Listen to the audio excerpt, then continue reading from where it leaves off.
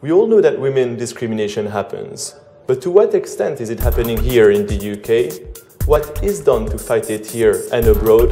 This is the question I put to Jan Grasty, President of United Nations Women in the UK. Between 1902 and 1918, there were protests, the suffragette protests, leading to the women's right to vote, which was a seminal moment, really, and we look back in awe on those women, I think, who suffered so much for us. In 1929, women became a person in their own right in law, which is quite an amazing thing. And it was only in 1958 that women could take a seat in the House of Lords. In 1970 was the Equal Pay Act, so we haven't made a lot of progress since then. 1986 was the Sex Discrimination Act. 1998 was the Human Rights Act. And this year, as I've said, is the Equality Act. UNIFEM was renamed in January UN Women. What changed apart from the name? UNIFEM was a fund, just a fund, through the UN Development Programme.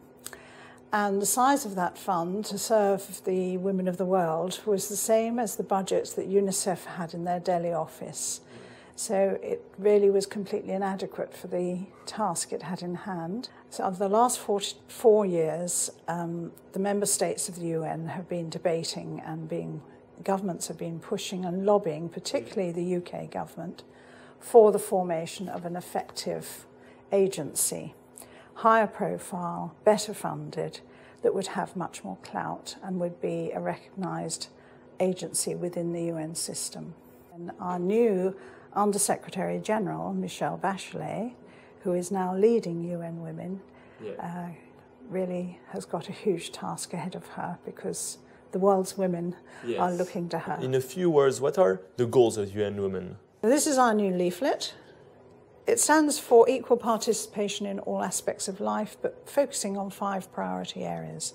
So increasing women's leadership and participation, ending violence against women, engaging women in all aspects of peace and security, enhancing women's economic empowerment, and making gender equality central to national development planning and budgeting.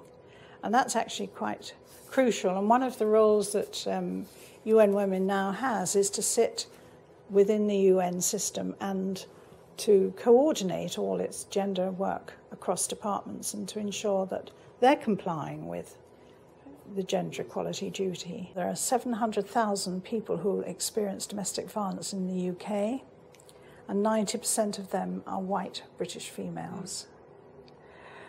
Sex slaves continue to be imported into this country and sold. The conviction rate in rape cases is only 6.5%. Equal pay is still not a reality, as we've talked about, and only 12% of the UK's boardroom occupants are women.